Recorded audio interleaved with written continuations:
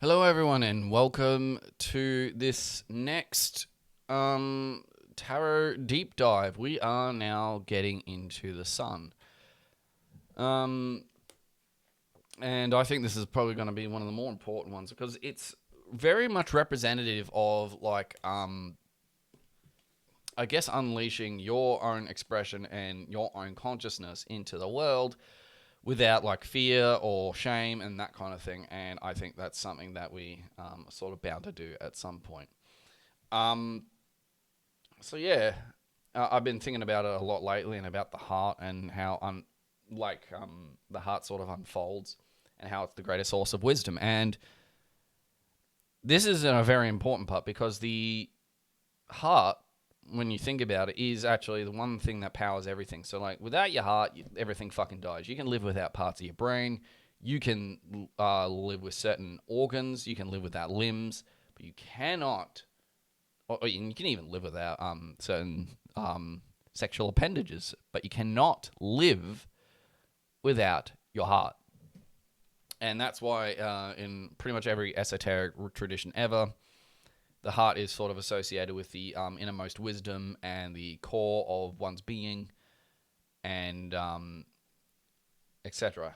The mind is not the place of wisdom or that kind of thing. How this actually happens on a more scientific level, I don't know, but all I know is that without the heart, things become weird. And I wonder how people function who have mechanical hearts. I've always wondered how that works when you've literally got something mechanical inside you instead of normal organic heart or even like a transplanted pig's heart. But I digress. So we are going to get right into it. So the sun, the lord of the fire of the world, glory, gain, riches, triumph, pleasure, frankness, truth, shamelessness, arrogance, vanity, manifestation, recovery from sickness, but sometimes sudden death. And I think that last part about sudden death is just more about like the dying god of Osiris and Christ and even Dionysus as well. So and that also relates to Odin as well. All right. This re- this card represents in heraldic language the sun charged with a rose on a mountain vert. The coat of arms or the family of the author of the book. And I think when it means charged by the rose, that would refer to the yoni. So the vulva and the vagina essentially, which is what if you look closely at a lot of roses and their patterns, it actually looks vaginal. And the rosy cross is sort of that explosion of all manifested things. And it's why if you look at the rosy cross, it's like a rosy cross diagram at the back here. You can see that there is like a little bit of a cross in between there, right? And it's the sun and it's the rose and it's sort of one central point where it all manifests. All right. And this is one of the simplest cards. It represents Heru Raha, the Lord of the New Aeon, in his manifestation to the race of men as the sun, spiritual, moral, and physical. He is the Lord of light, life, liberty, and love. This Aeon has for its purpose the complete emancipation of the human race. And yeah, without the heart and the soul, you're not really free and you're not emancipated. And when I think about it, like there is no light, life, liberty, and love without the heart. Largely speaking, and I think as you can see, there's sort of like a bit of a rosy cross symbolism over here. It looks like a rose, and it's sort of actually protruding out and as the sun and giving the signs of the zodiac. And I think that's important because think of Heracles. The name itself, Hera. Hera is like the mother of the stars, and like she's the one who gave birth to the Milky Way from her pups when she was feeding Heracles. And Heracles is like very commonly relegated to the sun, and like the 12 zodiacs are actually basically considered the 12 labors of Heracles. The rose represents the flowering of the solar influence. There you go. Around the whole picture, we see the signs of the zodiac in their normal position. Aries rising to the east, and so on. Rising in the east, and so on. Actually, I didn't think about that because Aries,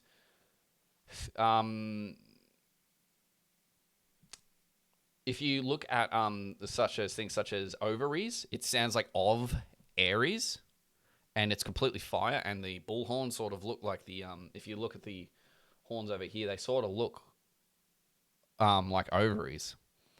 So as in like Aries is actually from the vaginal sort of part. And when you think about how fetuses are formed, they actually they first start as female and then they push out into male at a certain stage of development. So it really does come from there. And I think about that a lot. Man veiled in woman form. Freedom brings sanity.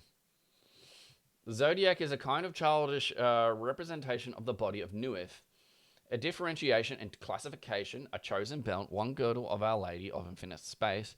Convenience of description excuses the device.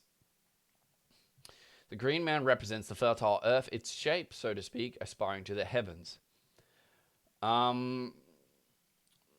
So without the sun, we actually don't really have any fertility. But also without the earth and the we don't have it either. It's just sort of vacant. But around the top of the mound is a wall, which indicates that the aspiration of the new aeon does not mean the absence of control. Because you still need discipline and all other kinds of things to sort of manifest your inner being. So, like, you need to constrain yourself to your craft in music, for example, if you want to have full expression through practice of particular riffs or certain melodies and that kind of thing. Yet outside this wall are the twin children, who in one form or another have so frequently recurred in this whole symbolism. And I think that's really interesting because if you look at the Gnostic Mass, basically the priestess is actually surrounded by two children, like the dark child and the light child. And the fact that the rose is sort of protruding from the center, and at some point she actually takes hold of the spear itself. It's almost like I think that's why in some cultures actually, particularly Japanese, it's the sun is actually feminine, while the moon is actually masculine, which is an interesting thing to think about when you consider that. And also with Baphomet, typically in the Church of Satan, where he's surrounded by two children, and it's the same sort of thing. And in the original, just quickly go over here, in the original Devil card, there's basically two, a man and woman, sort of chained to that spot, and the devil is sort of relegated to Baphomet. But over here, it's men and women in two different spots. It's not very well represented, but you can see that there's woman here and there's man here. Anyway, continuing on. They represent the male and female, eternally young, shameless, and innocent. They are dancing in the light, and yet they dwell upon the earth. They represent the next stage, which is to be attained by mankind, in which complete freedom is like the cause and the result of the new access of solar energy upon the earth. The restriction of such ideas as sin and death in their old sense have been abolished. At their feet are the most sacred signs of the old aeon, the culmination of the rose cross from which they are arisen, yet which still forms their support. So yeah, the sun sort of is arisen from the rose. And when you think about how planets are formed, it's actually it's just a huge conjunction of matter, and then until a chemical reaction hits and it gives birth to a star. And if you look at things such as brown dwarfs, they're basically failed stars that came close, they're huge celestial bodies, but they didn't quite hit it. And they're just big masses of matter instead. And since Keter's in Malkut, Malkut's in Keter after another fashion, there's one way to look at it. The card itself symbolizes the broadening of the idea of the rose cross. The cross is now expanded into the sun. It's all from the woman, Aries in the east. It's birth from of Aries, ovaries of Aries. The cross is now expanded into the sun, from which, of course, it is originally derived. Its rays are 12, not only the number of signs of zodiac, but of the most sacred title of the most holy ancient ones, who are Hua.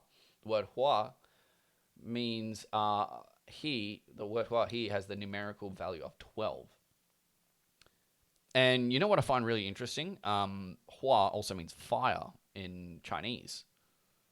I can't remember what tonality, but Hua. But I know that Hua is definitely like a word in Chinese to mean fire. Or hot, even. The limitation of mundane law, which is always associated with the number 4, has disappeared.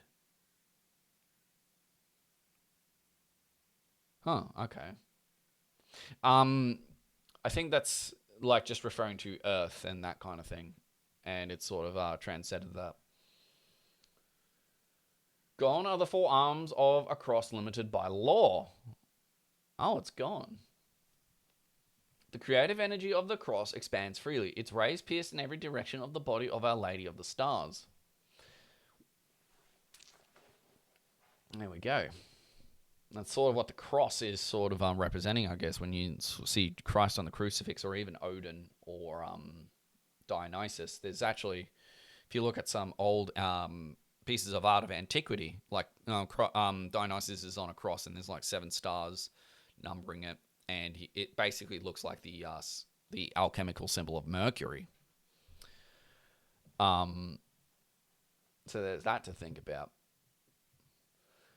With regard to the wall, it should be noted that it is completely encircled at the top of the mountain. This is to emphasize that the form of the Rose Cross is still valid in terrestrial matters, but there is now, as was not previously the case, a close and definite alliance with the celestial.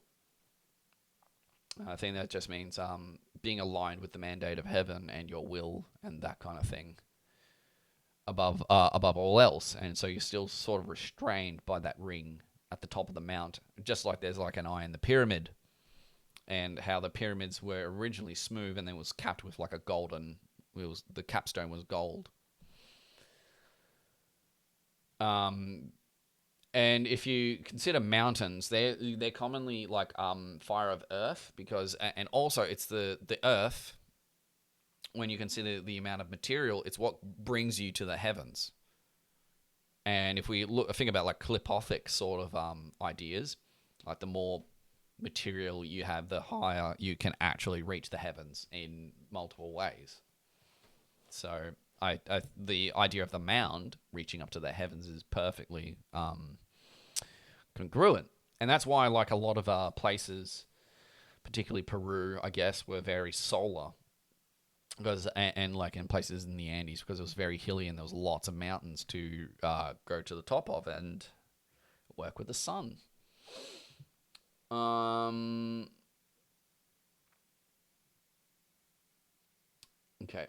It is also most important to observe that the formula of the rose and cross, indicated by the wall-girt mound, has completed the fire change into something rich and strange.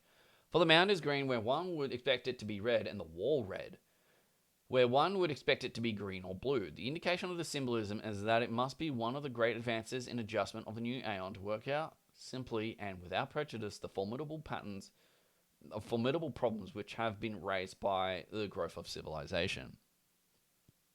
Yeah, as you get higher, there's always new problems to solve, no matter what, and it can be frustrating. Like I think that's the thing. Like, no matter how high you go, there's not really an end to your problems. There's not really an end to your woes. You can still suffer. You can still, I guess, sin, or what I mean by sin, I mean miss the mark, and it becomes more difficult. So to be able to transcend, like reaching the heavens, is like a never-ending effort. You're always pushing against something, and you're always against something. Man has advanced so far from the social system, though it was not a system, of the caveman from the primitive conception of property in human flesh. Man has advanced so far from crude anatomical classification of the soul of any given human being. He has accordingly landed himself in the most dreadful mire of psychopathology and psychoanalysis. Tiresome and tough are the prejudices of people that date morally from about 25,000 BC. And I think it's just like back in that kind of aeon, I don't know what aeon that would have been. I imagine when I think about it, like, so if we count back the amount of years, that would have been like the aeon of Aries. Again, like, yeah, so it would have been the Aeon of Aries again, around about that time when I'm sort of, that's a rough calculation. It might be a different era, but because each Aeon is about 2,000 years when you talk about the procession of the equinoxes, or the procession of the stars. Largely owing to their own intransigence. That's a weird word. Let's look at that. I want to look that up. Hold on. Refusal to change one's own views or to agree about something. Yeah, fucking hell. Largely owing to their own intransigence, those people have been born under a different spiritual law. They find themselves not only persecuted by their ancestors, but bewildered by their own uncertainty of foothold. It must be that the task of the pioneers of the new era to put this right. And that's the thing, right? It doesn't seem to matter. Like, each time there's like a new idea or new paradigm, I think it's scary. Change is always scary, right? And we see that now with how like this current generation sees the sins of their fathers and that kind of thing, and they need to push up against it, and they usually find themselves persecuted by their family, and their friends and their society, and that's usually what happens when you're pushing up against to a new way, is because something will actually try and push you down, always, and because some people have intransigence. It's inevitable because people can't accept change, usually. All right, so we have come to the end of that one. Spirits of a planet Nakiel, Yal, Inri. That's the magical formula. Diseases, repletion, which means like, full of stuff, and it's like, oh, damn. Will-o'-the-wisp. I was thinking about that. Will-o'-the-wisp. I actually want to know what that is, because I actually haven't looked at that either. A will-o'-the-wisp is a ghostly floating light or ghost light, often called ignis fatuus, seen as a night over bogs, swamps, and marshes. Folklore paints them as mischievous spirits or fairy beings leading travelers astray, while science attributes them to the combustion of methane and phosphine gases from decaying organic matter. Ignis fatuus, what is that? Meaning fire, and fatuus meaning foolish fire. And I think that sort of actually goes with like the fool, right? Foolish fire. Will-o'-the-wisp. Wispy and whimsical and that kind of thing. Gold. Yes, very much so. The hexagram. Yes. Vegetable drugs. Alcohol. It's really weird that alcohol is usually considered like related to consciousness, and like it's sort of what Dionysus, like with intoxication, and same with Christ turning water into wine. But I think there's something a little bit deeper to that. You know how we were talking about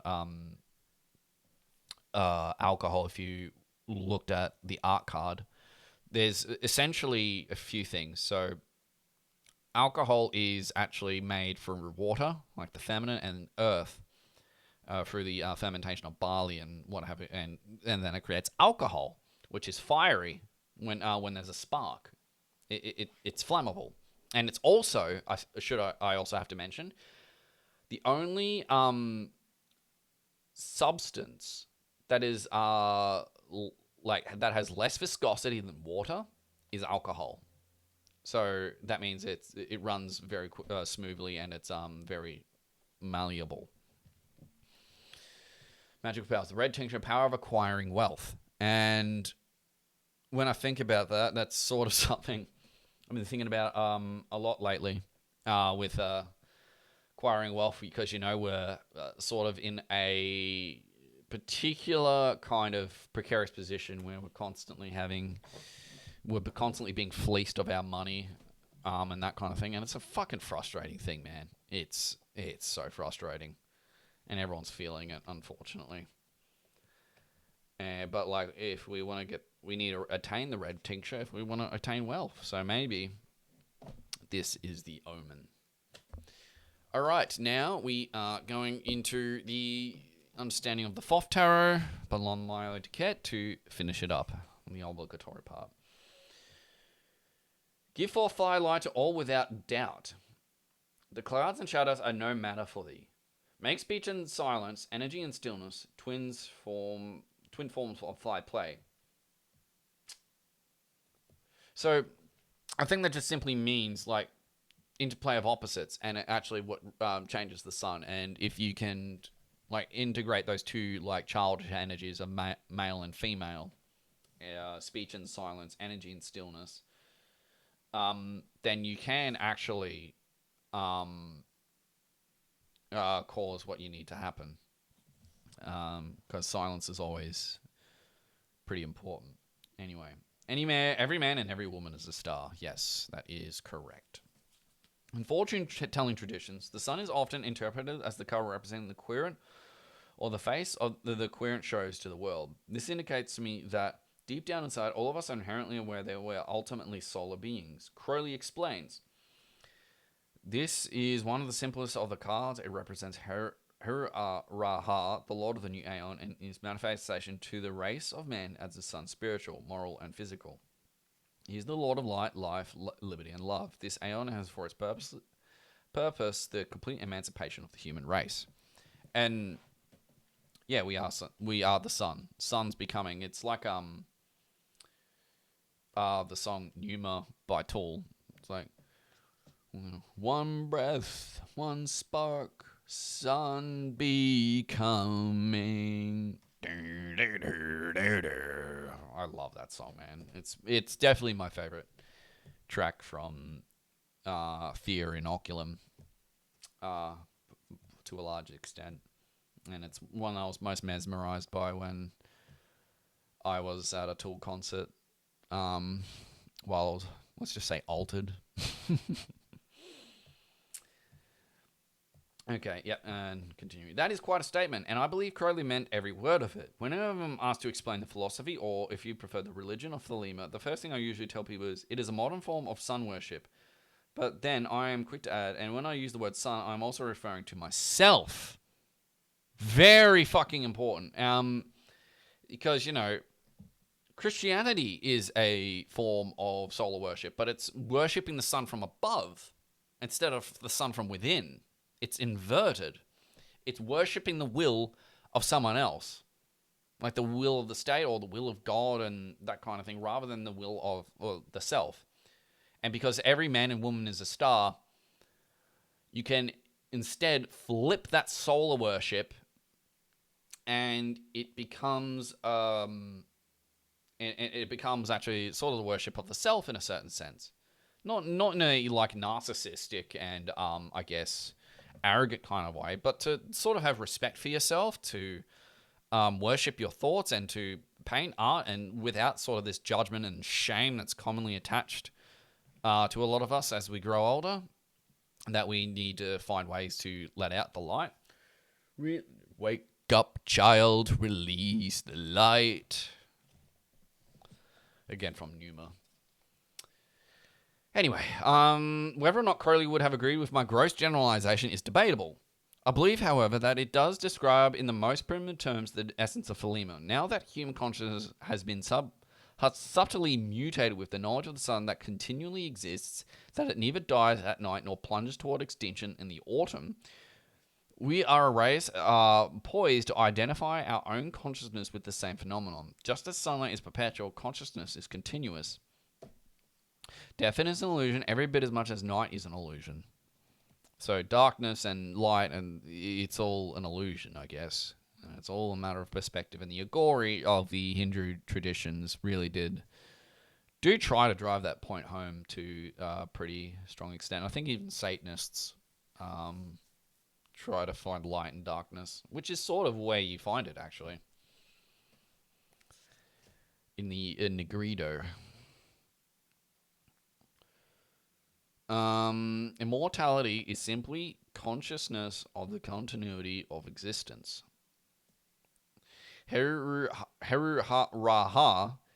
is a unique name for the two opposite and equal forms of the Egyptian god Horus.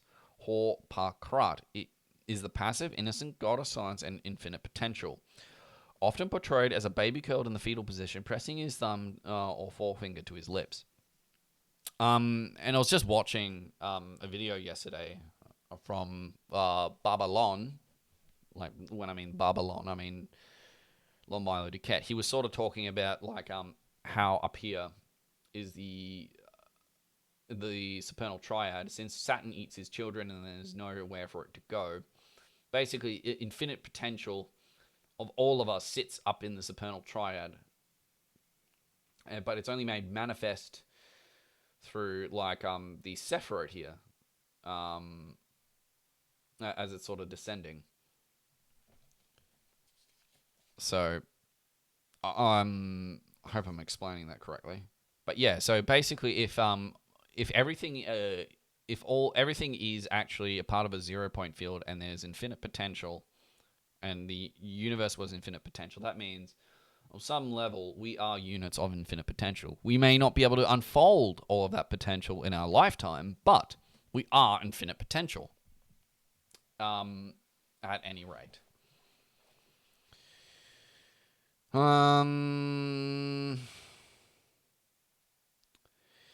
So Ra-Horskhut is the active, violent, hawk-headed avenger of the gods, combined under the one name Heru-Ra-Ha. They are the divine expression of the passive, active dynamics of the element spirit. Harris depicts the classic Egyptian images of both these gods in R220, the Aeon.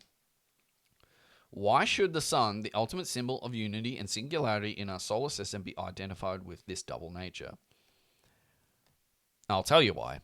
It's because, from the perspective of the sun, there isn't darkness, because it's obviously its radiance shoots in every single direction imaginable. So it's double-natured in that sense, but it also casts shadows. And I think, but like the sun does cast a shadow, so that is why it's dual-natured. Maybe it's not dual-natured from the perspective of like the sun, but to anyone else witnessing the sun, there is a shadow aspect to it. From time immemorial, the doctrine of twin suns has bubbled secretly in the sanctuary of the mysteries. Ancient traditions speak of a twin of Earth's suns, about which it and our entire solar system rotate in a cycle dance of hundreds of millions of years. Early Gnostic Christians dubbed Satan the twin of Christ. Can you see where we're going with this, guys? Because you know how we were talking about the devil and like the savior? Satan is the savior. There's that dual nature. Suggesting a great solar mystery hidden in the relationship. Whatever may have been the original circumstances and motives that created these ancient traditions, modern science affirms that the secret of the sun is indeed the perpetual struggle of two titanic forces. The active thermonuclear process that burns the sun's fuel and radiates light and energy outward into space, and the passive gravitational presence of the sun's own mass. The former keeps the sun from collapsing in on itself. The latter keeps the burning process perpetually contained and stable.